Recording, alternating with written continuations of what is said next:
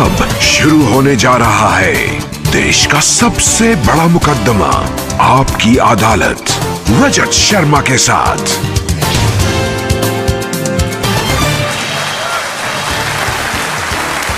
नमस्कार, आपकी अदालत में आपका बहुत बहुत स्वागत है। आपकी अदालत में हम ऐसे लोगों को इनवाइट करते हैं जिनको लेकर जनता के मन में उत्सुकता रहती है, जिनसे लोग सवाल पूछना चाहते हैं, जिनके बारे में लोगों के मन में क्यूरियोसिटी होती है। पिछले दिनों मैं जहां भी गया, लोगों ने मुझे एक शख्स के बारे में कहा, आप इन्हें आपकी अदालत में बुलाइए, और मैं भी सोचने के लिए मजबूर हो गया, ये कौन है जिसके बारे में हर पब्लिक फंक्शन में लोग मुझे कहते हैं, जिसके बारे में लोग मैसेज भेजते हैं, दर्शकों की बार बार मांग आती है। पता किया, इनकी सोशल मीडिया पर काफी फॉलोइंग है। जब ये अपने घर से बाहर निकलते हैं तो सड़क पर ट्रैफिक जाम हो जाता है, लाखों लोगों की भीड़ इकट्ठा हो जाती है। इस शख्स को आपकी अदालत में आमंत्रित कर रहा हूं। प्लीज वेलकम बागेश्वर धाम के प्रमुख धीरेन्द्र कृष्ण शास्त्री।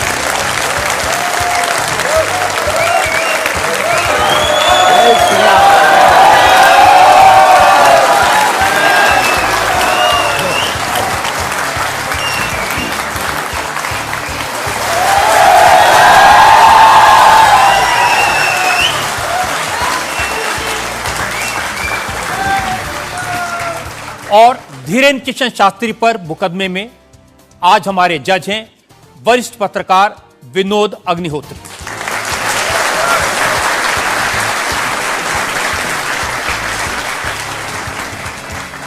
इससे पहले कि मुकदमा शुरू करें, इल्जामात सवालात का सिलसिला शुरू करें, आज के जज विनोद अग्निहोत्री की इजाजत चाहेंगे आज की कार्रवाई शुरू करने के लिए।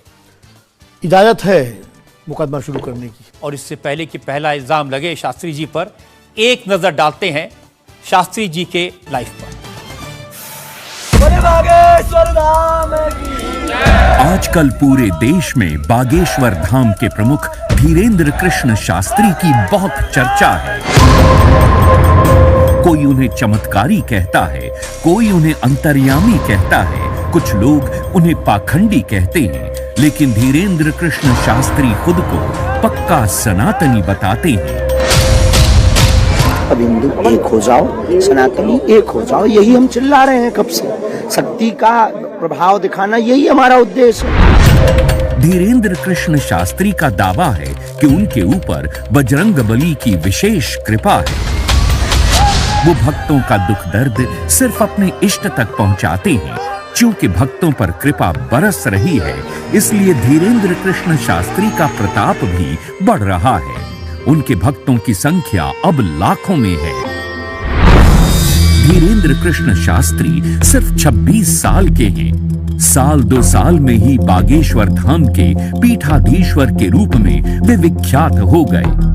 अब बड़े बड़े मंत्री और अफसर भी उनके दरबार में हाजिरी लगाते हैं। धीरेन्द्र कृष्ण शास्त्री सबसे पहले नजरों में आए जब संस्कार टीवी पर उनकी भागवत कथा दिखाई जाने लगी। फिर वो चमत्कार भी दिखाने लगे। 21वीं सदी के इस कथावाचक के वीडियो आजकल हर मोबाइल में है। बाबा इंस्टाग्राम से लेकर फेसबुक तक हर जगह छा चुके हैं। जैसे जैसे धीरेन्द्र कृष्ण शास्त्री की लोकप्रियता बढ़ी तो विवाद भी सामने आ गए। धीरेन्द्र कृष्ण शास्त्री का दावा है कि वो कोई पैसा नहीं लेते। जो उनके दरबार में आना चाहता है उसे सिर्फ हनुमान जी के यहाँ नारियल बांधकर अर्जी लगानी पड़ती है। धीरेन्द्र कृष्ण शास्त्री एक अच्छे वक्ता हैं।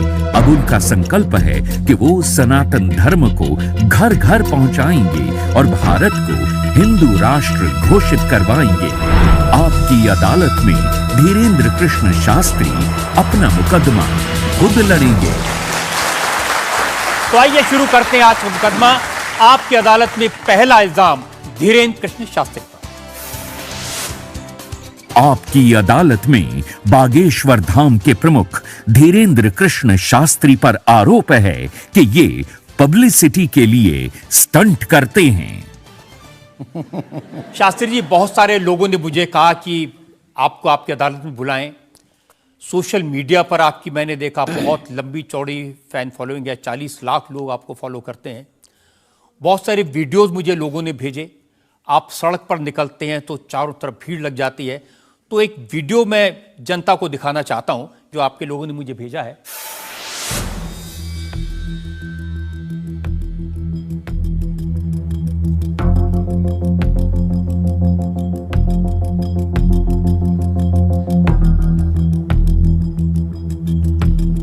तो ये वाकई में शास्त्री जी असली वीडियो है या पब्लिसिटी स्टंट है, बनाया हुआ है? लोगों की अपनी अपनी भावनाएं होती हैं, अपनी दृष्टि से देखने की। ये वास्तविकता एक जगह की नहीं है। जहां जहां बागेश्वर बालाजी का दरबार लगता, जहां जहां बागेश्वर बालाजी की कृपा से दास कथा करने जाता, ये तो कम है, कैमरे में कम आया है, और ज्यादा है।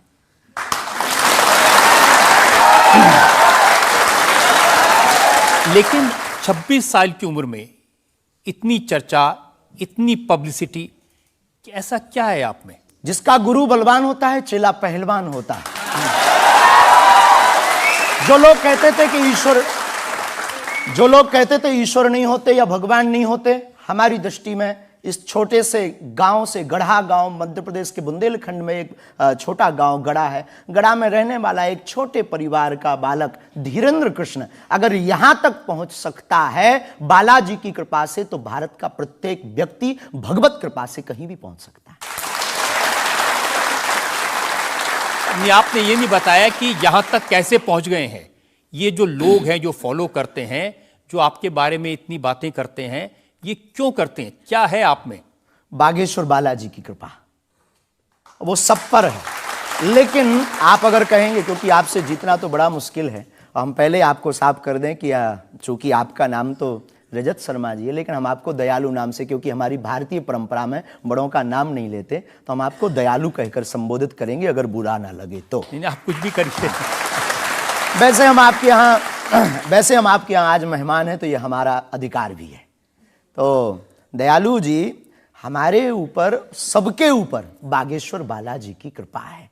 लेकिन हमने अपने गुरुदेव की जो चरणों की सेवा की, उस सेवा के माध्यम से ऋषि परंपरा की जो मंत्र विधा हमको प्राप्त हुई है, वो हमारे पास एक ऐसी अनूठी है जिससे पूरा विश्व की मंगल कामना भी करते हैं। पूरा विश्व अपनी समस्याओं के समाधान के लिए गुरु के नाते बागेश्वर धाम चला आता है।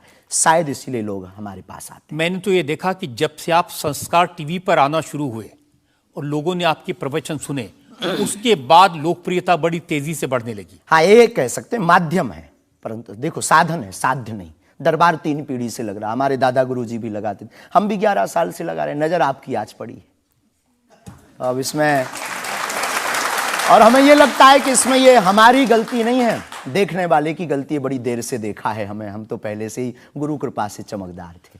मुझे तो लग रहा है बहुत जल्दी देख लिया आपको, भी तो आपकी उम्र ही कुछ नहीं है। हम उस परंपरा से हैं, जब 5 वर्ष की अवस्था में ध्रुव जी लीला कर सकते हैं, प्रहलाद जी लीला कर सकते हैं, तो हम 26 साल में क्यों नहीं लीला कर सकते? तो आपने क्या क्या लीलाएं की हैं? कोई ऐसी लीला नहीं की जिसमें हम फंसे, लेकिन आपकी अदालत में आए हैं, और आपके उसमें आप जो कह रहे हैं, तो हमारे जीवन में गुरु कृपा से जो किया सब सनातन के लिए किया, और केवल सनातन के लिए करें। लीला का मतलब ये, हम कोई ईश्वर नहीं है, हम कोई भगवान नहीं है। साधारण जैसे ये इंसान है, वैसे हम मानव हैं, हम में कोई अलग नहीं है। बस हमने अपनी परंपरा को ठीक से जाना, ये अलग है। आप जब स्कूल में पढ़ते थे तो जैसे बाकी छात्र होते हैं ऐसे ही थे लगभग, और मास्टर जी कहते थे ये स्कूल में ना आए तो अच्छा है, इतना शरारती है? हाँ, उपद्रवी तो थोड़ा थे, क्योंकि हम जाते थे तो एक तो बहुत कम जाना होता था, लेकिन बहुत गंभीर और सौम्य भाव से हम जाते थे, और लोगों की भावनाएं हमारे पास रहती थी। चूंकि हमारे दादा गुरु का नाम बहुत प्रसिद्ध था, तो दादा गुरु के कारण लोग हमको भी प्रेम देते थे, स्नेह देते, दुलार देते। हमारे दादा गुरु जी को हनुमान जी का 2 बार साक्षात्कार हुआ, ऐसा हमने माना, और उनके अनुयायियों ने माना। तो हम जब स्कूल में जाते थे, तो बचपन से ही बड़ी कृपा थी, तो लोग, बच्चे हमारे पास आते थे, सब क्लासें एक साथ हो जाती थी, 9वीं 10वीं 8वीं सब एक हो जाती थी, जिसमें हम बैठते थे। अच्छा महाराज जी बताइए हमारी कितनी परसेंटेज बन रही है? तो हम वो बचपना, उस वक्त ऐसा भाव रहता था दिखाने का। अब तो बहुत गंभीर हो गए, लोगों ने कह करके हमें बड़ा गंभीर बना दिया। तो वो भाव रहता, अच्छा ठीक है तेरी प्यारे 56% बन रही, और मेहनत कर 60 हो जाएगी। तो कौन हनुमान जी बताते थे कितनी परसेंटेज? गुरु प्रेरणा। हमसे कोई शक्ति बात नहीं करती है, कोई सामने नहीं हमारे पास बैठती है, हमें तो अनुभव होता है, प्रेरणा होती है। जो ऋषि परंपरा में प्रेरणा है, जो हमारे भारत में अनेकानेक महापुरुष, तो हमको प्रेरणा लगती है, ऐसा अनुभव होता है कि ऐसा होगा। जैसे हमें प्रेरणा लग जाती है कि ऐसा होगा, वो हम लिख देते हैं, और इष्ट कृपा से और अपने इष्ट के प्रति आस्था से वो बात सत्य निकलती है। हमारा जीवन भी बड़ा अभाव से गुजरा। एक छोटी झोपड़ी रहती थी, वो भी झोपड़ी, कच्ची झोपड़ी, उसमें पिताजी रहते थे, हमारी माँ, हमसे छोटी बहन और उससे छोटा भाई, 5 लोग उसमें रहते थे। उसी में भगवान को स्थान था। दादा गुरुजी निर्मोही अखाड़ा से साधु थे, तो उन्हें परिवार से ज्यादा मतलब नहीं था। तो बड़ा अभाव में गुजरा हमारा जीवन, बहुत विचित्र स्थितियों में गुजरा। लेकिन अभाव ने प्रभाव की महिमा बताई, और आज प्रभाव ने हमें अभाव की महिमा बताई। तो आप कह रहे हैं कि जब छात्र थे तो साधारण छात्र थे, जैसे बाकी बच्चे होते हैं, वैसे आज घर परिवार वैसा था जैसे बाकी लोगों का होता है। कोई नई बात नहीं, कोई ऐसा, हम कोई ईश्वर नहीं है, हम संसार से कोई अलग से ब्रह्मा जी की फैक्ट्री से सेट नहीं भये। हम जैसे दुनिया है वैसे हम हैं। बस गुरु परंपरा और हनुमान जी की कृपा क्या होती है, शायद हनुमान जी ने और गुरु ने हमको चुना ये ललकार कर बताने के लिए, हमें लगता है हमारा। तो इस देश में तो बहुत सारे लोग हैं जो हनुमान जी के भक्त हैं, करोड़ों लोग। हाँ, मंगलवार को, शनिवार को मंदिरों में जाते हैं, व्रत रखते हैं, प्रसाद चढ़ाते हैं। तो हनुमान जी ने आपको क्यों पकड़ा? कुछ ज्यादा ही घनिष्ठता होगी हमारी, उनको ज्यादा मोहब्बत हम पर आई होगी। लेकिन इस करोड़ों लोगों में हनुमान जी के लाखों भक्त हैं। उन्होंने अपने लिए मांगा और हमने पूरी विश्व के लिए मांगा। इसीलिए हमें लगता है कि हम में और बाकियों में अंतर है।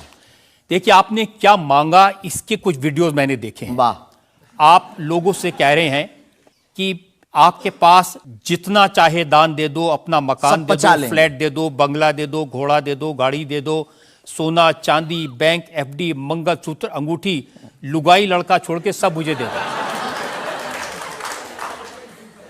ये हमारा डिस्क्लेमर रहता है दरबार के पहले का। लोगों को जो भावनाएं रहती हैं कि गुरु परंपरा के लोग और साधु लोग दरबार इसलिए लगाते हैं, भगवान को इसलिए रखते हैं कि ये कमाई का जरिया बनाते हैं। और हमने अपने दरबार में बैनर लगा करके, वो माइक पर ठोक करके बोलते हैं कि यहाँ किसी भी प्रकार का शुल्क, फीस, दक्षिणा नहीं लगता। पर अगर तुम शिष्य मानते हो अपने आप को और हम गुरु हैं, तो गुरु परंपरा के नाते अगर कुछ भी तुम दे दो, अगर आप भी इंडिया टीवी का ये हाउस हमारे नाम करें, हमें कोई दिक्कत, और लेते भी हैं। लेना बुरा नहीं है, उपयोगिता बुरी है। लेकर के उसका सदुपयोग करते या दुरुपयोग करते, हम लेते हैं। कोई अगर देता है तो स्वीकार करते गुरु के नाते। हम उस परंपरा से हैं जहां अंगूठा तक दान गुरु को दे दिया जाता है, हम भी लेते हैं। कितना कमा लेते हैं? हमारी तो कोई फिक्स कमाई नहीं है, क्योंकि हमारी कोई कंपनी या बिजनेस नहीं है। कोई चढ़ा जाता है, हमारे पास करोड़ों सनातनियों का प्यार, लाखों करोड़ों लोगों की दुआएं, हजारों संतों का आशीर्वाद, इतनी कोई हिसाब किताब तो रखता होगा ना कि कितना पैसा आया। जितने सनातनी उतनी कमाई, हिसाब आप लगाओ।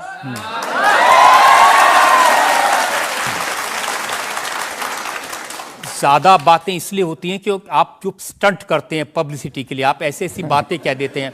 आप कहते हैं कि बिना वीजा के हनुमान जी रावण की लंका में घुस गए थे। ये जो मॉडर्न युवान भाई बहन है, इनको लंका प्रवेश के बारे में बताएंगे तो इनको ये लगता है कि ये घिसी पिटी बातें इनके दादा परदादा बताते रहे, ये बेचारे ऊब गए। इनको कुछ ऐसा चाहिए कि उस अध्यात्म से ये कनेक्ट हो पाए। जैसे रावण ने मुझसे फोन पे बात की। हाँ बिल्कुल, हम वही बोलने ही वाले थे। लगता है आज हमारी शक्ति आपके पास पहुंच गई। तो हमें आपको समझाना है, रावण से फोन का बात का मतलब सबके अंदर रावण बैठा है।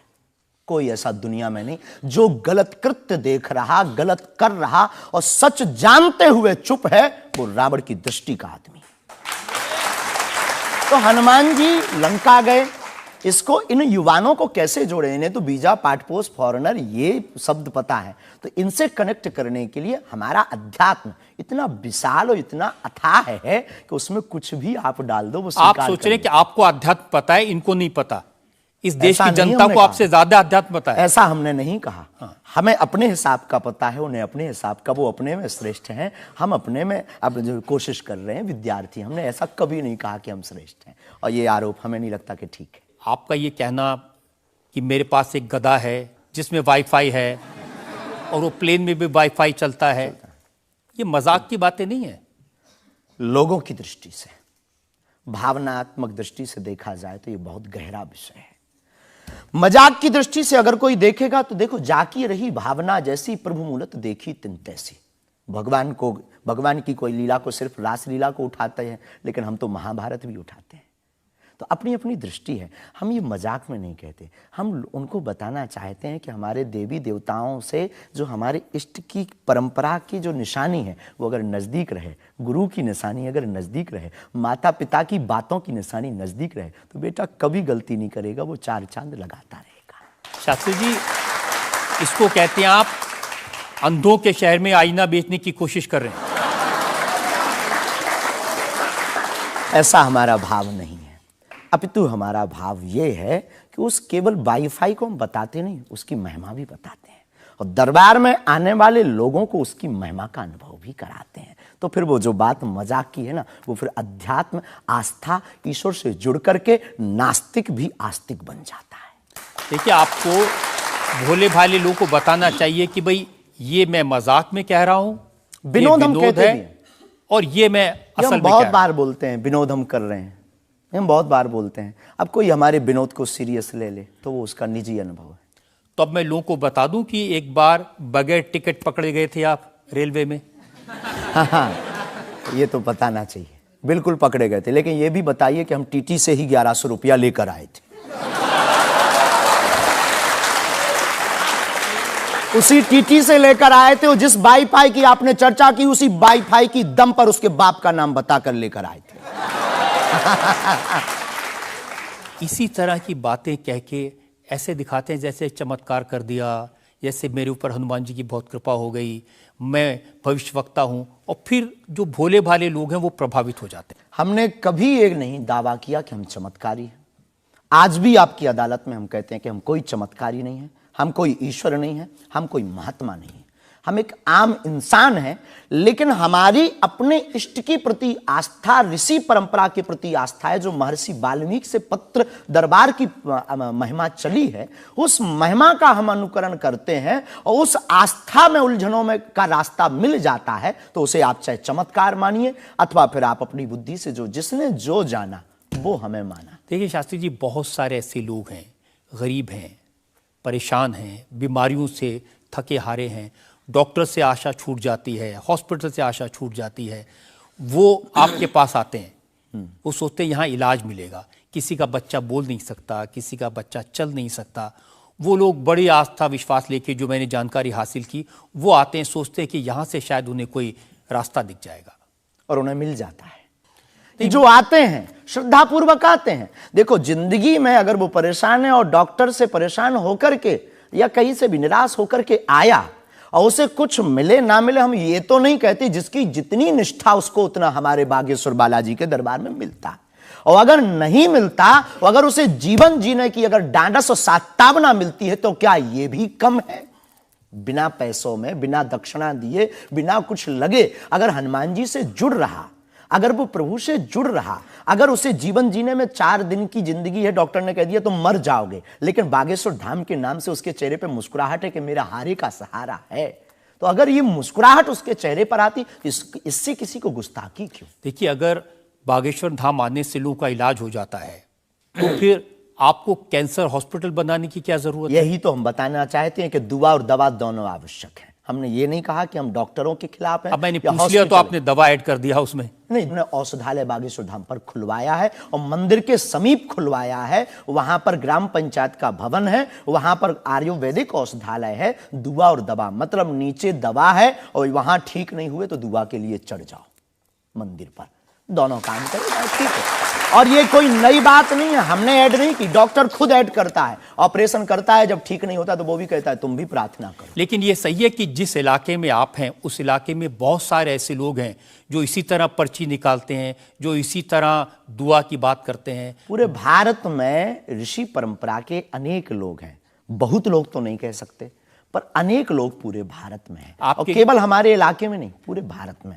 हमारे इलाके में बागेश्वर बालाजी की महिमा और दादा गुरुजी के पास दरबार से, कृपा से बहुत से महापुरुष और भी। मैं बताता हूँ, एक लवलेश नाम के गुरुजी हैं, 20 साल की उम्र है, और वो भी इसी तरह से पर्ची निकालते हैं। वो भी इसी तरह से। हम कभी ऐसे मिले नहीं इस भाव से, हमारा कभी मिलना नहीं हुआ, और इस विषय पर उनका निज मत हो हम कह नहीं सकते, ईश्वर जाने। नहीं, मत तो पता नहीं, उनके ऊपर रेप का इल्जाम है और वो जेल में है, कह नहीं सकते।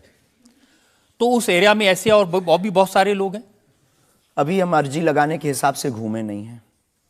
आप कहो तो इस बार जाकर के घूमेंगे कितने लोग हैं। अभी तो हमें एक पता है, छतरपुर जिले में एक गढ़ा गांव है, वहां बागेश्वर धाम है, वहां सदगुरु सन्यासी बाबा से परंपरा चली दरबार की, आप भी आइए। ये बात सही है कि देश में बहुत सारे ऐसे लोग हैं जो कहते हैं हमारे पास सिद्धि है।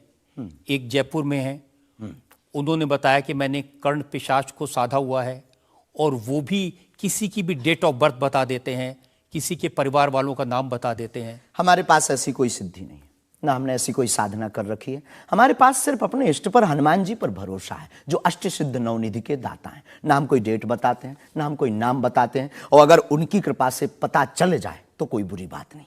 जनता में जो लोग सवाल पूछना चाहते हैं। आमतौर पर क्या होता है कि संत का नाम आते ही हमारे माइंड में एक इमेज बनती है कि गाड़ी होगी, बहुत ही जो उनकी वेशभूषा होगी बहुत ही सिंपल और सरल होगी, लेकिन आपकी वेशभूषा देख के, टोपी देख के लगता है एकदम कलरफुल रहता है। आपकी दुनिया ही रंगीन है तो साधु को भी रंगीन होना चाहिए। बहुत बढ़िया, बहुत बढ़िया। जब 7 रंगों की भरी दुनिया है माय डियर सिस्टर, 7 रंगों से भरी दुनिया है, तो मुझे क्या दिक्कत है। और हम कोई साधु नहीं, हम कोई महात्मा नहीं, ना हमने चोला ले रखा है। हम एक वर्ण व्यवस्था की बात नहीं करेंगे, हम एक गुरु के शिष्य हैं और आम इंसान हैं। और अगर कोई सरनेम पूछे तो हम शुक्ल वंशीय सरयूपारी ब्राह्मण है। तो जो 7 ब्राह्मणों की वेशभूषा है वो हमने धारण की, गुरु के नाते हमने ये पादुका अपनी एक परंपरा को निर्वाहन करने के लिए धारण की। और टोपी कोई आया तो दे गया, अगर आप कुछ दो बहन हमें तो वो भी स्वीकार है। आप चाहो तो कुछ हमें पहनने को दे सकते हो, हम पहन लेंगे। एक वेबसाइट ने लिखा कि ये जो टोपी पहनते हैं ये पहनाने वाले से भी कुछ गुरु दक्षिणा लेते हैं। जो कपड़े पहनते हैं, जो कपड़े जिसके दिए पहनते हैं, उससे भी कुछ पैसा लेते हैं। आज तक ऐसा कोई मिला नहीं है, खोज जारी है। किसी ने हमें आज तक दक्षिणा नहीं दी टोपी पहनाने के नाम पर या कपड़े पहनाने के नाम पर। हम तो राह चलते कोई मिल जाता है तो उसका पहन लेते, अपना दे देते हैं। हम तो साधु उस परंपरा के हैं, उस परंपरा के। लेकिन अच्छे लगते हैं आपको ये रंग बिरंगे कपड़े? बहुत आनंद आता है। क्या दिक्कत है साहब? किसी को दिक्कत है वो हमसे ज्यादा रंगीन पहने। एक शायर ने कहा कि जो खानदानी रईस हैं वो मिजाज रखते हैं नर्म अपना, आपका लहजा बता रहा है आपकी ये दौलत शोहरत नहीं।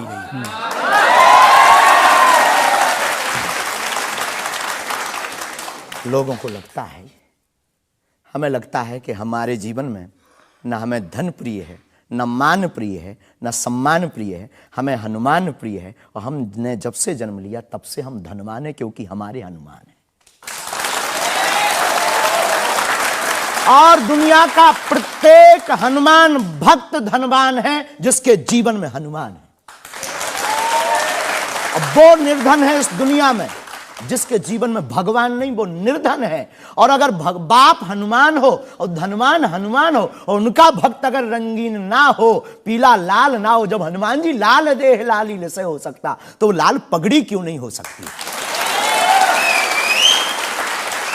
ये मुझे पता चल गया है कि आप इसी तरह की डायलॉग बाजी करके ही इतने पॉपुलर हुए हैं।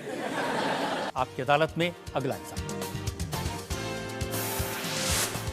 आपकी अदालत में बागेश्वर धाम के प्रमुख धीरेन्द्र कृष्ण शास्त्री पर इल्जाम है कि ये असभ्य भाषा का प्रयोग करते हैं।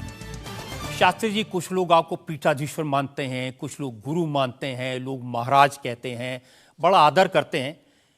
कोई संत कहता है लेकिन आप जिस भाषा का प्रयोग करते हैं वो इस गरिमा के अनुकूल नहीं लगती कई बार। जैसे आपने एक पत्रकार को कहा कि तुझे नंगा कर दूंगा, ये साधु की भाषा तो नहीं हो सकती, ये संत की भाषा तो नहीं हो सकती। ब्राह्मण समाज पर कमेंट करने वाले एक व्यक्ति को आपने कहा मूर्ख, ठठेरी के बरे, नकट्टा। तो ये ठठेरी क्या ये होता कोई हम जातिवादी नहीं है, पहली बात तो हम ये क्लियर नहीं, ये ठठेरी क्या होता है? ये हमारे बुंदेलखंड का एक भावनात्मक शब्द है, ठठरी। जब माताएं बड़ी आवेश में होती है और बालक कोई गलती कर देता है तो माताएं अपनी बालक को कहती हैं, अरे ठठरी के बरे सुधर जा, न कटा। तो हम बहुत गांव के भोले भाले अनपढ़ गवार आदमी हैं, अंगूठा छाप है, ठीक से पढ़ाई की नहीं, तो गवार आदमी है। तो जो माँ की हमारी जो परंपरा है, जो पारिवारिक बोलचाल है, उस पारिवारिक बोलचाल में अगर कोई साधु के ऊपर टिप्पणी उठाएगा, रामचरितमानस पर टिप्पणी उठाएगा या भगवान पर टिप्पणी उठाएगा, तो स्वभावश सनातनी हिंदू होने के नाते वो लहजा निकल जाता है और सठे साठ्यम समाचरित। ये भी कौन सी गलत बात है? अगर कोई भगवान को गाली बके और हम उसको श्रीमान जी कहें, स्वामी जी कहें, भगवान कहें, तो हमें तो नहीं लगता कि वो बिना ना मानत जलद जड़ गए 3 दिन बीत और बोले राम सकोप तब भय बिन हो ये न प्रीत। देखिए, आप अपने आप को बड़े पढ़ा लिखा गवार कह करके तो नहीं छुप सकते उसके पीछे। आपने उनसे कहा कि तू मुझे मिल जा, मैं तुझे मसल दूंगा। बहुत अच्छा, हाँ, ये हमने कहा क्योंकि उन्होंने कथावाचकों को पाखंडी कहा था, जिस विषय पर आपने ये टिप्पणी किया है। उन्होंने कथावाचक, हमने कहा कथावाचक हो सकते पाखंडी, पर पर्टिकुलर नाम लीजिए, सब नहीं हो सकते। इस भारत में जगतगुरु स्वामी रामभद्राचार्य भी है, मुरारी बापू भी कथाव्यास है, पूज्यपाद श्री मलुक पीठाधीश्वर भी कथाव्यास है, उनमें एक दास भी है। ये महापुरुषों पे आज तक कोई इल्जाम नहीं है, और इन महापुरुषों पर इल्जाम नहीं है तो सब कथा। भाई, एक पत्रकार गलत हो सकता, सब नहीं हो सकता। हम अगर सबको कहें कि सब पत्रकार ऐसे होते हैं तो ये हमारी धूर्तता होगी। तो उसने सब कथावाचकों को ऐसा कहा था, तब हमने उसको कहा था कि भाई अगर तुम ऐसा कहो तो महापुरुषों के बारे में तो किसी को नहीं कहना चाहिए, तो बात ठीक है, तय है। रामचरितमानस के बारे में नहीं कहना चाहिए तो तय है। तो उसके लिए अगर ऐसा मसला कह दिया समझाने के लिए, वो है तो हमारा आदमी चेला। लेकिन आपने संत तुकाराम के बारे में क्या कहा? संत तुकार को हाँ। आपने कहा संत तुकाराम की लुगाई रोज उन्हें मारती थी, रोज पीटती थी डंडे से। तो किसी ने उनसे पूछा, तुम रोज लुगाई से पिटते हो, शर्म नहीं आती? इसमें बोलचाल की भाषा में थोड़ा सा वो हुआ। हमने एक कथा पढ़ी थी एक पुस्तक में, उसमें लिखा था कि उनकी पत्नी झगड़ालू, बड़ी ईर्षालु थी, बड़ी विचित्र थी, और वो संत तुकाराम जी को एक बार गन्ने के लिए भेजती, गन्ना वो एक लेकर शाम को आते तो वो उनके शरीर पर प्रहार कर देती, एक गन्ने के 2 टुकड़े हो जाते। पर तुकाराम बहुत अद्भुत महापुरुष थे, उन्होंने कहा, देख तू कितनी ज्ञानवान है, पहले गन्ना एक था, हम लोग 2 थे, तूने मेरे शरीर पर प्रहार करके गन्ने के 2 टुकड़े कर दिया, अब एक तू चूस एक मैं लूं।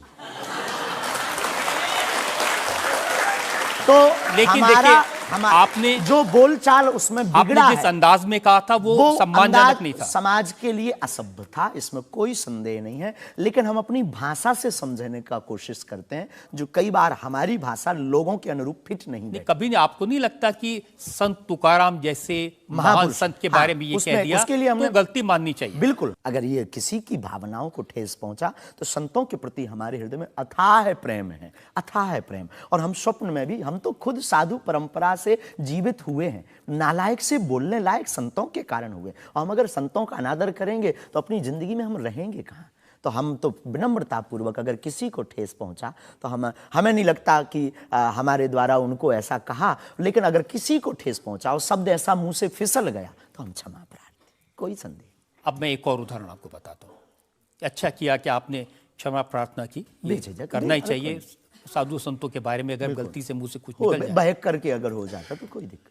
आप बात कर रहे थे साईं बाबा के बारे में, और आपने कहा कि हमने सुना वो चांद मियां निकले। हाँ, सुना। आपने कहा कि कई बार लगता है कि 33 कोटि क्या कम पड़ गए, और समझदार के लिए इशारा काफी है जी। जिन साईं बाबा को करोड़ों लोग मानते हैं, करोड़ों लोग की श्रद्धा उनमें है, उन्हें भगवान मानते हैं, उनकी पूजा करते हैं, उनके मंदिरों में लाखों लोग जाते हैं, उनके बारे में इस तरह की भाषा? बात ये थी, प्रश्न ये था, क्या साईं बाबा हिंदू हैं या मुसलमान? हमने कहा हम तो उस वक्त थे नहीं भाई साहब, अगर होते तो देखते टोपी पहनते थे कि माला।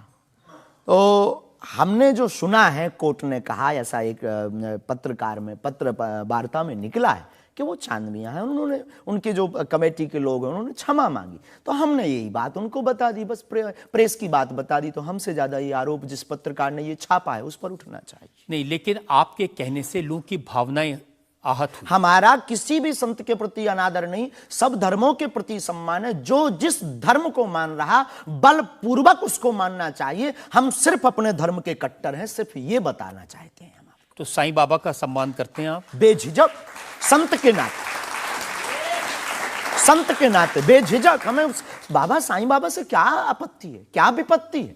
हमें अपने आप से आपत्ति नहीं है, हमें किसी साधु से कैसे आपत्ति हो सकती? क्योंकि जिस सनातन धर्म की आप बात करते हैं, वो वसुदेव कुटुंबकम सबसे पहले की तो संयम, धैर्य, भाषा पर नियंत्रण, ये सब।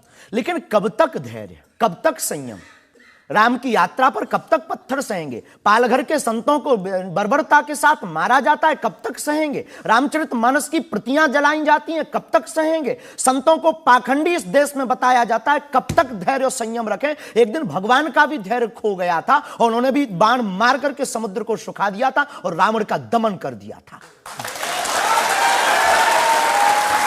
तो हम कब तक धैर्य, ये भोले भाले लोग, ये भोले भाले सनातनी कब तक ये धैर्य सहेंगे? और एक बात हम आपकी अदालत में बोल देते हैं, सनातन के लिए अगर हमारे प्राण जाते हों और अगर लोगों की दृष्टि में हम असंयमित हैं, तो ये हमें बने रहने दीजिए। देखिए, सनातन धर्म के बारे में आप अच्छी बातें कही, किसी को आपत्ति नहीं है, लेकिन अभी जो आप इतनी जोर जोर से कह रहे थे कब तक बर्दाश्त करें, कब तक बर्दाश्त करें, तो कौन आपको बर्दाश्त करने को कह रहा है? जो ये प्रतियां जला रहे हैं, जो संतों को मार रहे हैं, जो सनातन के खिलाफ झूठा प्रचार कर रहे हैं, जो संतों के खिलाफ और सनातन की संस्कृति को छिन्न भिन्न करने के लिए मूवी बना रहे हैं। जब आप ऐसी बातें कहते हैं ना, तो असदुद्दीन ओवैसी जैसे लोगों को ये कहने का मौका मिलता है कि इन लोगों को अनाप शनाप बातें करने का अधिकार दे दिया सरकार ने। उनको लगता है कि इस तरह की बातें करते हैं उससे समाज में नफरत पैदा होती है, दीवारें खड़ी होती हैं।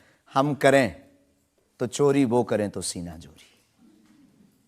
उनके मंचों से मारने काटने की बात होती तब नहीं, अक्षरधाम में 40 हिंदुओं को मारा जाता तब नहीं है, उनके खुले मंच पर धर्म परिवर्तन करवाया जाता है तब कुछ नहीं होता है। उनके खुले मंच पर संतों को, कितने संतों की हम आपको वीडियो क्लिप ना दिखा दें, उनके खिलाफ टिप्पणी की, गाली बकी गई, यहां तक कि हमको भी रोज 500 गालियां आज दी जा रही। तो क्या ये सही है? शास्त्री जी, हिंदू समाज में भी ऐसे बहुत सारे लोग हैं जो इस तरह की भाषा का इस्तेमाल करते हैं, जो इस तरह की धमकियां देते हैं, जो दूसरे धर्मों की भावनाओं को हमें नहीं आहत लगता करते कि हैं। हिंदू समाज धमकियां देता है, जवाब दे। समाज नहीं, हिंदू समाज में भी कुछ लोग ऐसे वो हैं, कुछ लोग अगर जो हैं इसी तो तरह का भाषा का इस्तेमाल सबका कर- तो नहीं कह सकते, पर हम प्रति उत्तर दें। नहीं, जो लोग ऐसे लोग हैं उनके लिए भी आपको उसी सख्ती से बोलना चाहिए। हम किसी भी पंथ के विरोधी नहीं हैं, हम सनातन धर्म के कट्टर हैं और सनातन का विरोध, हमें मुसलमानों से डर नहीं है, ना पादरियों से, ईसाइयों से, अपने में भी रहने वाले कुछ जयचंदों से भी डर है जो सनातन का विरोध कर रहे हैं। हम उनके खिलाफ भी बोलते हैं। और ये जो मसलने वाला विषय है, ये मसलने वाला विषय जो हमने बोला है, वो किसी मुसलमान के लिए नहीं बोला, एक हिंदू व्यक्ति के लिए ही बोला, जब उसने संतों पर उंगली उठाई थी। और बोलना हमारा, हमें मौलिक अधिकार है, हम भी भारतीय नागरिक हैं। मुसलमानों से कुछ परेशानी है आपको? बिल्कुल भी नहीं, हमारे तो मित्र भी हैं। मैंने तो ये हमें भी कोई सुना कि आपकी बहन की शादी एक मुसलमान से पैसे लेकर सहयोग आपने दी, करवाई हाँ। थी। आज भी हमारा मित्र, अभी 5 दिन पहले ही मिला, चाय भी पी। और हमारा लगभग 500-600 मुसलमान परिवार हैं जो आत्मा से जुड़े हैं। इस भारत का प्रत्येक नागरिक अपने हृदय पर अगर हाथ रखे ना, अब मीडिया में वो कुछ भी बोले, तो उसकी रंगों में राम और कृष्ण का ही ब्लड बह रहा है। तो हम मानवता के पुजारी हैं, हम मानवता के पुजारी हैं, जातियों के या पंथ के पुजारी नहीं। हम इसको लेकर मेरे पास और इल्जाम है। हम एक ब्रेक के रुकेंगे और ब्रेक के बाद आपकी अदालत में धीरेन्द्र के शास्त्री पर इल्जामात और सवालात का एक और आपकी अदालत में अगला इल्जाम। आपकी अदालत में बागेश्वर धाम के प्रमुख धीरेन्द्र कृष्ण शास्त्री पर आरोप है कि ये अपने विरोधियों को धमकी देते हैं। शास्त्री जी, सुना है कि विरोधियों को धमकी दे रहे थे आप, लेकिन आजकल आपको भी धमकियां मिलने लगी हैं। आपको भी लोग कह रहे हैं कि जान को खतरा है। हाँ, ये कोई नई बात नहीं है। इस भारत में जब जब भी सनातन की बात किसी ने पुरजोर तरीके से उठाई है तो उसको मिटाने के लिए और उसको डिगाने के लिए तरह तरह के स्वांग और षड्यंत्र, तरह तरह के प्रायोजित ढंग से उसको फंसाने के उपाय किए गए हैं। लेकिन सिर पर सीताराम, फिकर फिर क्या करना। और रही बात धमकी की, तो साधु परंपरा में या हम अपनी गुरु परंपरा में कभी किसी को धमकी नहीं देते हैं। हम सिर्फ ये कहते हैं कायदे में रहोगे तो फायदे में रहोगे। आपके लिए सुरक्षा की मांग करने के लिए आपके समर्थकों ने जंतर मंतर पर एक प्रदर्शन किया, उसका वीडियो मैंने देखा है। और जो लोग बागेश्वर धाम के नाम पर वहां प्रदर्शन कर रहे हैं, वो कह रहे थे अब चाकू छोड़ो, तलवारें रखो, अब इन लोगों को गोली मारो। और वो लोग बहुत ही हिंसक भाषा का इस्तेमाल ये बिल्कुल भी कतई हमें पसंद नहीं है और इसकी छूट हमने कदापि किसी को नहीं दी है। क्योंकि हम स्वयं ये कहते हैं कि जिंदगी में याद रखना, सनातन धर्म वो धर्म है जो अहिंसा का पुजारी है और हम हिंसा के पक्षधर नहीं है। क्योंकि हिंदू का अर्थ ही होता है जो हिंसा का दमन करे। लेकिन आपने तो कुछ रिएक्ट ही नहीं किया। वो आपके स्पोक्स पर्सन हैं, उन्होंने कहा कि अरे तुम सब कब मारोगे, जब सब मर जाओगे, ईसाइयों को मुसलमानों को कब मारोगे। नहीं, ये बात बिल्कुल गलत है, क्योंकि सबको जीने का अधिकार है और हमें ऐसी कोई जानकारी नहीं लगी और हमारी तरफ से कोई लोग नहीं गए। लेकिन मैंने आपको जानकारी दे दी, आप चाहें तो मैं आपको वीडियो भेज दूंगा, वो देख लीजिए। बिल्कुल, हम एक बार बोलेंगे उनको, बेझिझक बोलेंगे। हम कभी इसके पक्षधर नहीं है। हम भारत में बहुत प्रेम और बहुत ही अहिंसा पूर्वक जीवन के पक्षधर हैं, इसलिए हमने हिंदू राष्ट्र की मांग की है। इतने अहिंसा के पक्षधर हैं आप, आपने खुद एक बार कहा कि अब सब हिंदू अपने हाथ में हथियार, माला और भाला रखो। ये तो हमारी देवी देवताओं के भी हाथ में है।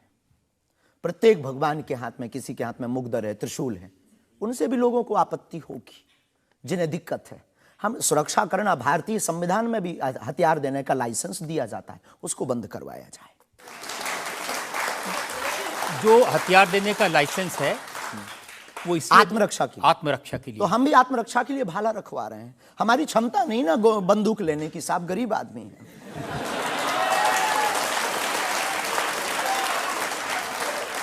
जब आप इस तरह की बातें करते हैं ना, तो फिर सवाल ये उठता है कि आपकी सुरक्षा के लिए टैक्स पेयर क्यों पैसा दे, जनता क्यों पैसा दे। आप इस तरह की बातें करेंगे, भाला की बात करेंगे, बंदूक की बात करेंगे, गोली की बात करेंगे, तो धमकी मिलेगी। हाँ मिलेगी, लेकिन हमने कभी बंदूक की बात नहीं की, हमने भाला और माला की बात की। और रही बात सुरक्षा की, तो प्रत्येक नागरिक की सुरक्षा करने की जिम्मेदारी भारत सरकार की है और हमें अपने इष्ट और भारत की सरकार पर भरोसा है, वर्तमान सरकार पर भरोसा है। साधु संत के तुम रखवारे, असुर निकंदन राम दुलारे, एक तो हमारा पहला भरोसा ही है। हमारे इष्ट हमारे हनुमान जी है और हमारा ये धमकी नहीं है। और बार बार मरना नहीं, एक बार बचना नहीं, तो डरना किस बात का।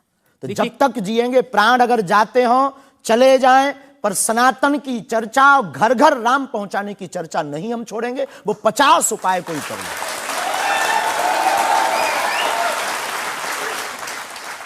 कोई ना कोई डर तो है।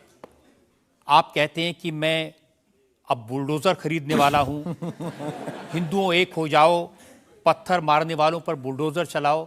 ये भी हमारा अहिंसात्मक बयान है, पूर्ण अहिंसात्मक। बुलडोजर कब से अहिंसात्मक हो गया? वाह, ये कुआं खोदने के भी तो काम आता है। तो हमने कहा कि अगर राम की यात्रा पर कोई पत्थर फेंकेगा तो बचाने के लिए भाई बुलडोजर खरीदो।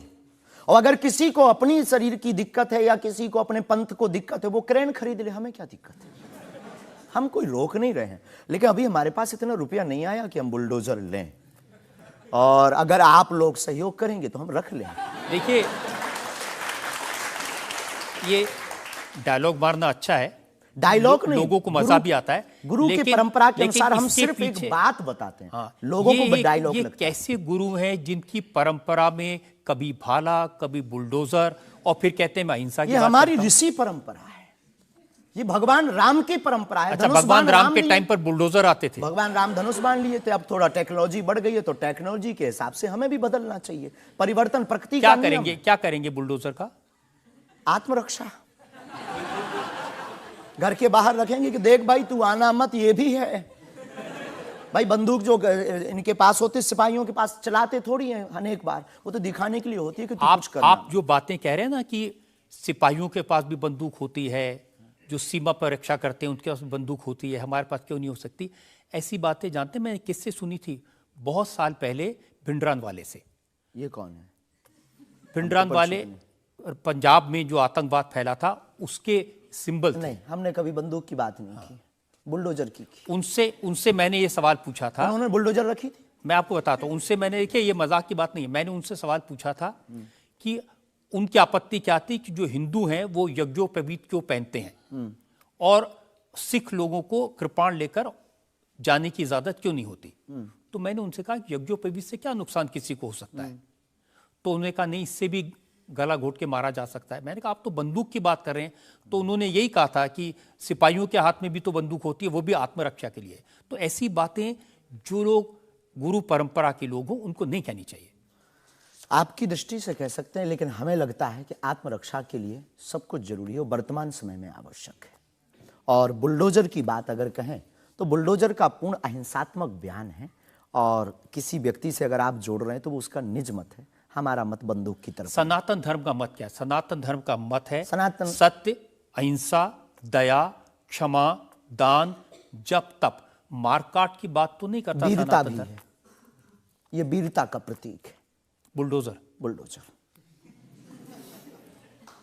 चाय भी मंगवा दो साहब। अच्छा, हम चाय पियेंगे, हमें चाय पीना की चाहते हैं। हाँ, तो पानी और चाय दोनों भेजा जाए। जी। वैसे तो संतों को चाय पसंद नहीं आती है ना? लेकिन आपके बारे में जितना मैं रिसर्च की हूँ मुझे पता चला है आपको चाय बहुत पसंद है। क्या ये सही है? जी बहन, बहुत सही बात है। जो कौन सी चाय पसंद करते हैं? अदरक वाली चाय, और हमारे दादा गुरुजी को बहुत प्रिय है। इस चाय से हमारी याद जुड़ी हुई है दादा गुरु से। हम 2 भाई है वैसे तो, पर ताऊ चाचा के मिलाकर के 10 भाई हैं। और हम जब दादा गुरुजी के पास जाते थे तो सब ऐसे ही बैठते थे। तो दादा गुरुजी बहुत सिद्ध महापुरुष, बहुत कम बोलते थे, महापुरुष थे।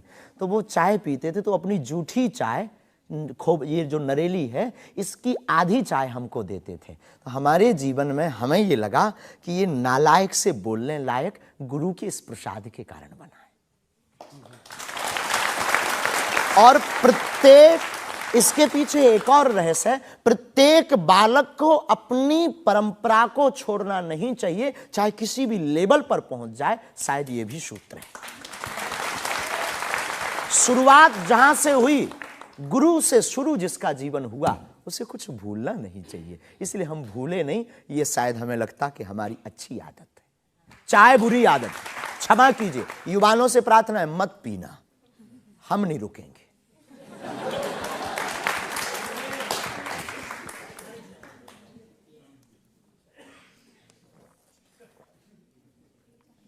और हमारे दादा गुरु ने तो श्लोक भी बनाया है, कहो तो सुनाऊं? चाय पर श्लोक। चाय पर श्लोक आपने नहीं सुना होगा, एक बार सुन। केटली गर्भ संभूतम शक्कर पत्ती मिश्रितम कप मध्य विराजते देवी ओम चाय चंडिकाय नमो नमः। और केवल इतना ही नहीं, चाय और चाह दोनों जिंदगी में बहन जरूरी है। चाय हमारे लिए जरूरी है क्योंकि हमें लगता कि चाय से गुरु की याद आती है, और जिससे ईश्वर की याद आए वो बुरी चीज भी अच्छी है। और चाह, परमात्मा को पाने की चाह भी जिंदगी में बहुत जरूरी है। जिसके अंदर ईश्वर को पाने की चाह होती, वो आदमी भी नंबर 1 का होता। चाह पैसों से आनों में आती रही, चाह आनों से रुपया बनाती रही, चाह रुपयों से नोट बुनाती रही, चाह नोटों से कोठी चुनाती रही, चाह कोठी में मोटर मंगाती रही, चाह मोटर से होटल में जाती रही, चाह होटल में बोतल खुलाती रही, चाहे क्या क्या ना करती कराती रही। चाहे मोटर से होटल में जाती रही, चाहे होटल में बोतल खुलाती रही, चाहे क्या क्या ना करती कराती रही, चाहे पाली जिन्होंने वो पीले हुए चाहे छोड़ी जिन्होंने वो रसीले हुए, चाहे जी से लगी जी जरा हो गया, चाहे हरी से लगी जी हरा हो गया। अब एक ही चाहे हमको चाहिए, वो अगर चाहे हनुमान जी तो फिर क्या चाहिए।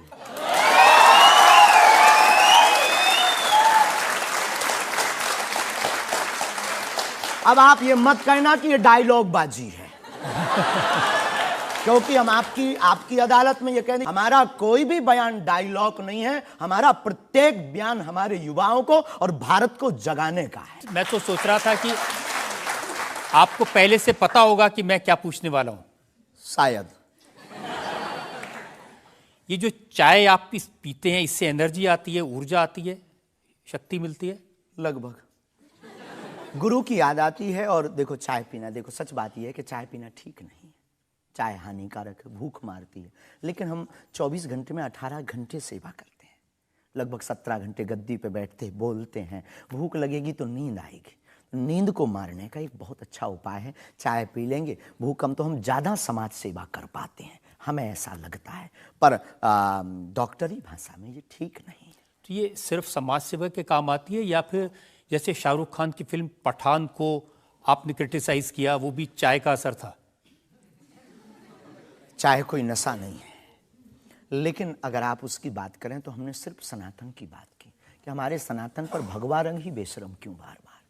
एक फिल्म 1987 के लगभग आई थी, संतोषी माता की फिल्म। संतोषी माता की फिल्म आने के बाद लोगों की भावना इतनी दृढ़ होगी कि शुक्रवार को टमाटर और नींबू बिकना कम हो गए। और अगर आप सनातन के खिलाफ, आपको याद होगा, और अगर सनातन के खिलाफ कोई मूवी बनाओ तो मंदिरों में, भगवान के चरणों में और माता पिता और गुरु के प्रति आस्था लोगों की कम हो जाएगी। इसलिए बार बार हमारी संस्कृति, हमारे सनातन और हमारे भगवान राम को टारगेट ना किया जाए। देखिए, बिना देखे आपने फैसला कर लिया कि वो भगवान राम को टारगेट किया गया है, सनातन को टारगेट किया गया है। भगवा रंग तो देखने की जरूरत ही नहीं है, खून ही भगवा है।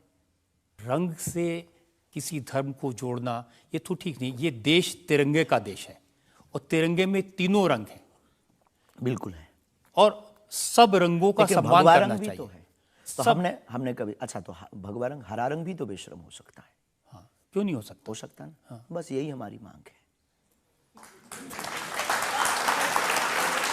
देखिए, ये इस तरह की जो मांगे करते हैं ना, उसी पर मुझे आपत्ति है।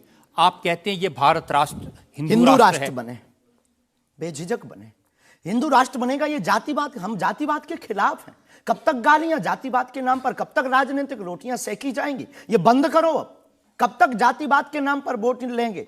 आप ये बंद करो, भारत को हिंदू राष्ट्र बनाओ। सामाजिक समरसता होगी, सब में समानता होगी, सौहार्दता होगी, न पत्थर गलेंगे, न रामचरितमानस जलेगी, न राम के ऊपर कोई टिप्पणी होगी। हिंदू राष्ट्र होगा तो राम राज्य आ जाएगा। भारत विश्व गुरु है।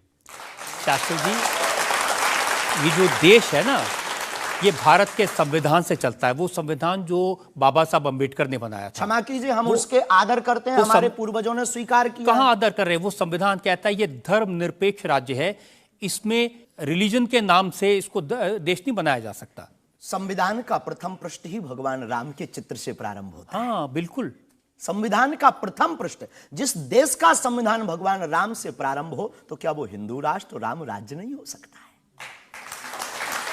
वही संविधान जो भगवान राम के पृष्ठ से शुरू होता है, वही संविधान कहता है कि भारत एक धर्म निरपेक्ष हमने ऐसा राज्य सुना है, पढ़ा नहीं है, पूछना नहीं, पंथ निरपेक्ष कहा है। धर्म तो सिर्फ सनातन नहीं, धर्म निरपेक्ष। हाँ, तो धर्म सिर्फ सनातन है, बाकी सब पंथ। देखिए, और जो देश धर्म निरपेक्ष नहीं होते, जैसे हमारे पड़ोस में पाकिस्तान धर्म के आधार पर बना, उसका क्या हाल है ये आप देख रहे हैं। देख रहे हैं। लोगों के पास खाने को रोटी नहीं है, आतंकवाद चरम सीमा पर है। जब इस्लाम के नाम पर देश बनेगा, धर्म के नाम पर बनेगा, तो ये होगा। बिल्कुल बात सही है आपकी, लेकिन हम आपको बता दें, बाकी सब पंथ हैं, धर्म सिर्फ सनातन है। सुप्रीम कोर्ट के सामने ये मामला आया था और सुप्रीम कोर्ट ने क्या कहा था, एग्जैक्ट वर्ड्स मैं आपको बताता हूं। सुप्रीम कोर्ट ने कहा कि भारत जैसे धर्मनिरपेक्ष देश में धर्म के आधार पर घृणा फैलाने की, लोगों को बांटने की गुंजाइश नहीं है। जी, सुप्रीम कोर्ट तो ये नहीं करना चाहिए। हमारी तरफ से आदर है, लेकिन भारत हिंदू राष्ट्र था, है, बस घोषणा की जरूरत है। देखिए, आप रंग के नाम पर फिल्मों का विरोध करते हैं, आपने कहा कि ये फिल्म नहीं चलने देंगे। हम सिर्फ सनातन के विरोधियों का विरोध करते हैं, कोई रंग से, कोई व्यक्ति से, किसी संप्रदाय से हमारा कोई विरोध नहीं। सनातन के विरोधी से हमारा विरोध है, वो किसी भी बिरादरी या समुदाय या समाज का चाहे भले ही क्यों। आपको यह भी समझना होगा, जिस फिल्म का आप इतना विरोध कर रहे थे, जिसको आप कह रहे थे कि लोग देखने ना जाएं, उसको करोड़ों ने देखा और वो लोग सुपरहिट फिल्म हुई। होनी भी चाहिए, हमने सुना सुधार भी किया है, और सुधार करके कोई करे तो फिल्मों से हमारा कोई विरोध नहीं है, क्योंकि वो एक कला है और कला के प्रति हमारा सम्मान है। नहीं, लेकिन आप तो बार बार कभी आप आमिर खान की फिल्म का जिक्र करते हैं, कभी क्योंकि वो पीके वाली मूवी बना करके भगवान को गाल पर चिपका करके शंकर जी को बाथरूम में बंद करता है। तो क्या ये सही है? जिसके प्रति हमारी आस्था है, लाखों लोग कहेंगे इस बात को सुनने के बाद, जिनके प्रति हमारी आस्था है उनके साथ ऐसा मजाक किया जाए, भगवान के साथ खिलवाड़ किया जाए, क्या ये सही है? और उसकी बात बोलना अगर विरोध है तो हम मरते दम तक विरोध करेंगे। शास्त्री जी, मुझे कभी कभी लगता है कि चूंकि आपकी उम्र कम है, जैसे आप भिंडरान को नहीं जानते, ऐसे ही फिल्मों का इतिहास भी आप नहीं जानते। एक फिल्म आई थी बैजू बावरा, उसमें एक भजन था मन तड़पत हरि दर्शन को आज, जो सबसे हिट था। इसे लिखा शकील बदायूनी ने, म्यूजिक दिया नौशाद ने, गाया मोहम्मद रफ़ी ने। हम आपको बहुत विनम्रता पूर्वक कहें कि हम किसी भी समुदाय के विरोधी नहीं हैं। पुनः हम कहते हैं, हम रहीम को मानने वाले और कबीर का सम्मान करने वाले हैं।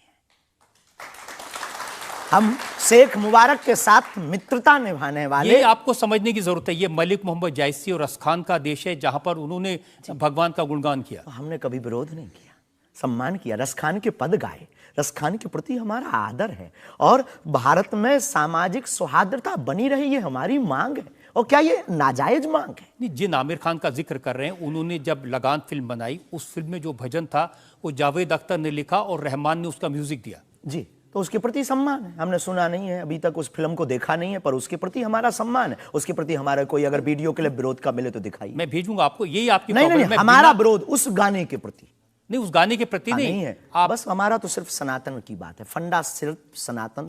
सिर्फ मैं कह रहा हूं कि आपको जिसका विरोध करना है उसके बारे में थोड़ी सी जानकारी हासिल कर लीजिए। आपको न मिले तो मुझसे पूछ लीजिए। बहुत अच्छा है, अब आगे से ये कोशिश करेंगे, लेकिन सनातन के लिए पूछ नहीं पाएंगे। सनातन पर उंगली उठाएगा तो इधर से भी डायरेक्ट सीधा सा होगा।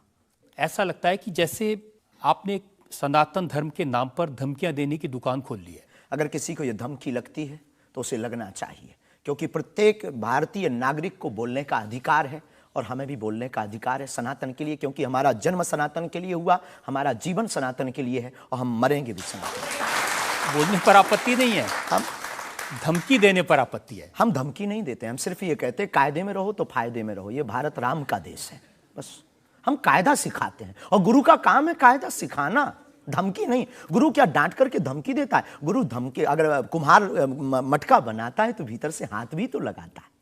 तो हम तो गुरु परंपरा के हैं, तो गुरु के नाते हम समझाते हैं, माय डियर, मेरे प्यारे, सनातन के लिए मत बोलो। बुंदेली भाषा में ऐसी भाषा बोलेंगे तो अच्छा है। नहीं बोलेंगे, पर ठटरी बरे भी नहीं छोड़ेंगे। आपकी अदालत में अगला इंसान। आपकी अदालत में बागेश्वर धाम के प्रमुख धीरेन्द्र कृष्ण शास्त्री पर इल्जाम है कि ये दुष्प्रचार करवाते हैं। देखिए, एक उदाहरण मैं आपको देना चाहता हूं।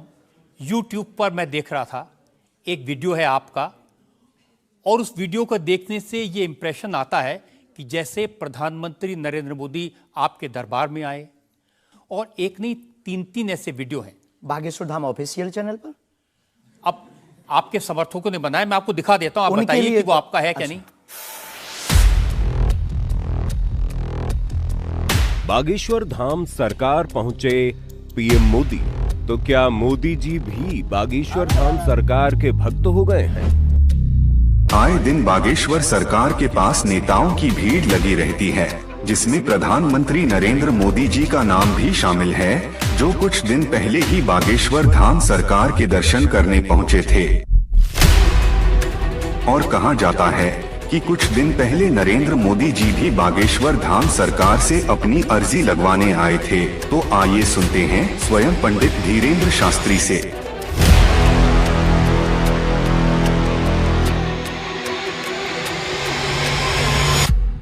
मोदी जी को ये प्रोजेक्ट करते हुए जैसे बागेश्वर धाम आए, मेरी जानकारी है कि 3 वीडियोस हैं, उनमें से एक बागेश्वर धाम का है। बागेश्वर धाम के ऑफिशियल चैनल से कभी हो ही नहीं सकता है, न ऐसी भूल हो सकती है, क्योंकि हमने कभी ऐसी इजाज़त नहीं दी। ये बहुत बड़ी गलतियां हैं।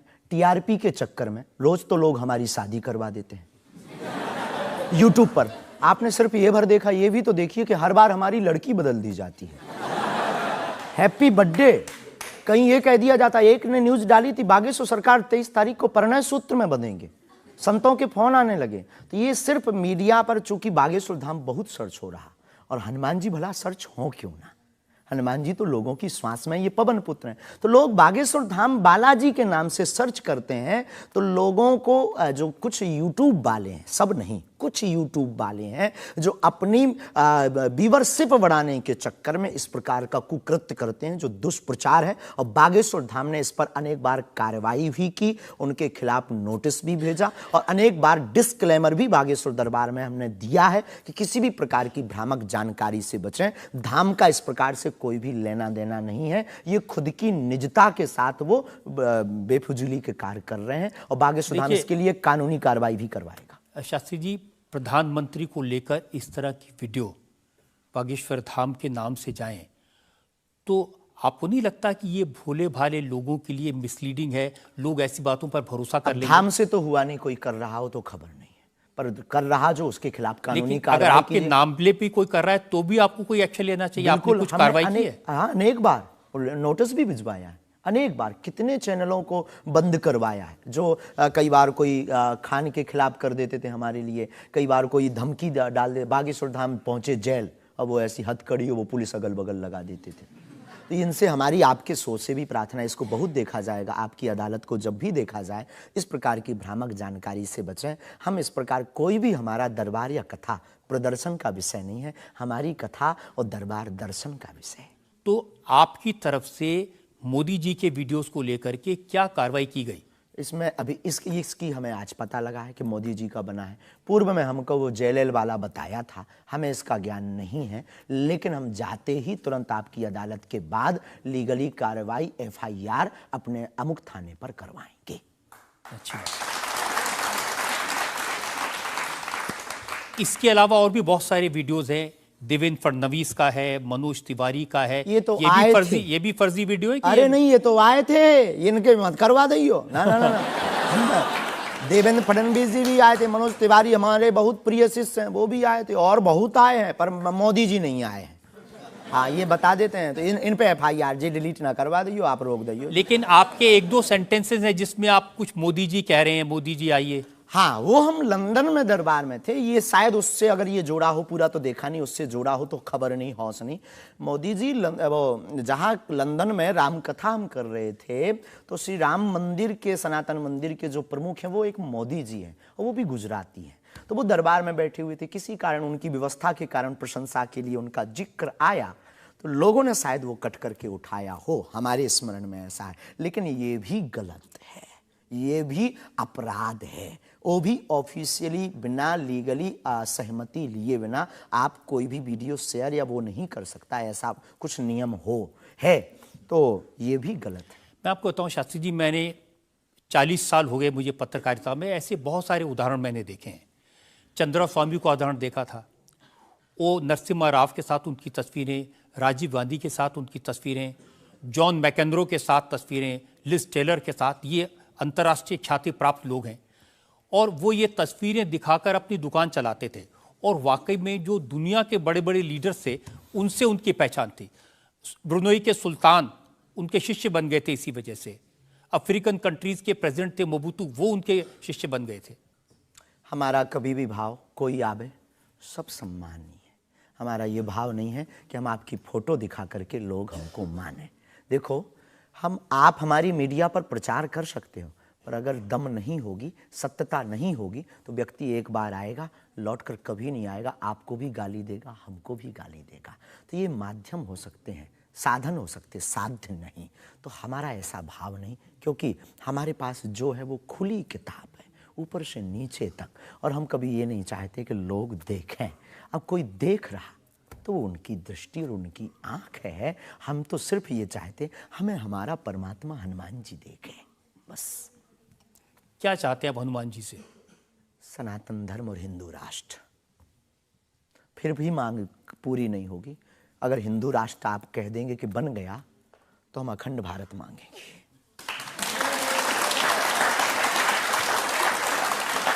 अगर वाकई में आपको भरोसा है कि बजरंगबली ऐसी इच्छाओं को पूरा कर सकते हैं, करते हैं हमारी तो कर रहे हैं। स्केल थोड़ा बढ़ाइए ना, उनसे कहिए कि पुतिन को समझाएं कि यूक्रेन से अपनी सेना वापस ले ले।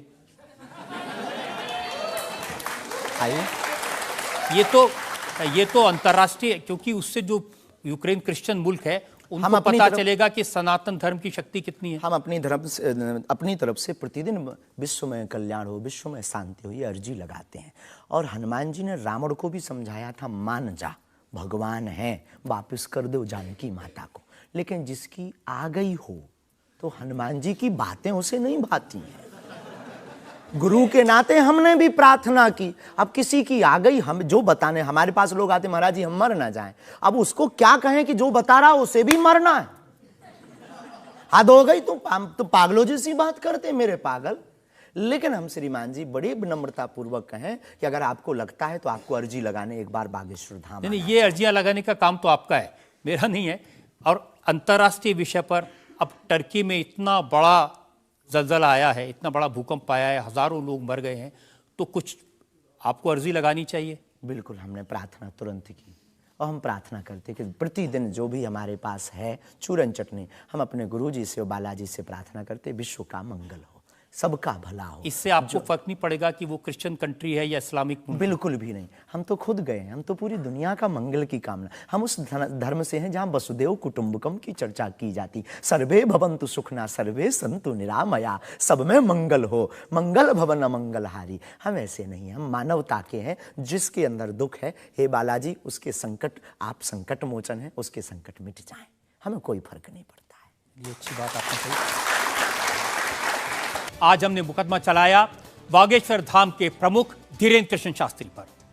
हमने उनसे पूछा उनके चमत्कारों के बारे में, उनके प्रवचनों के बारे में, उनके धमकी भरे बयानों के बारे में, उनके स्टंट्स के बारे में और उनको लेकर सोशल मीडिया में चल रहे मिसलीडिंग वीडियोस के बारे में। अब वक्त है आपकी अदालत में आज के जज विनोद अग्निहोत्री के फैसले का।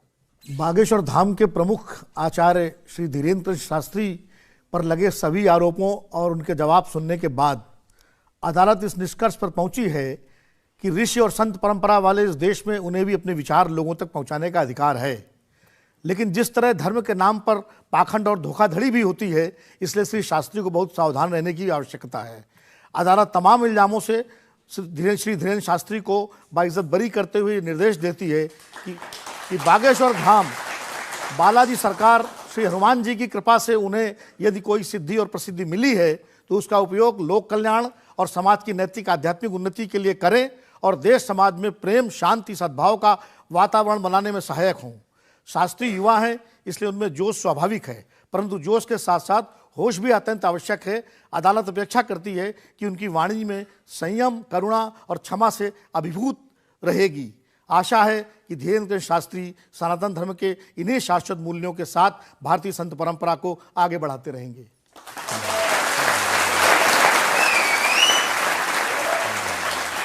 इस विश्वास के साथ कि हमारे जज साहब ने जो हिदायत दी है धीरेन्द्र शास्त्री उसका पालन करेंगे, संभल कर रहेंगे और समाज में किसी भी तरह की भ्रांतियां न फैलें, इसका ध्यान रखेंगे। आपकी अदालत का आज का मुकदमा यहीं खत्म करते हैं।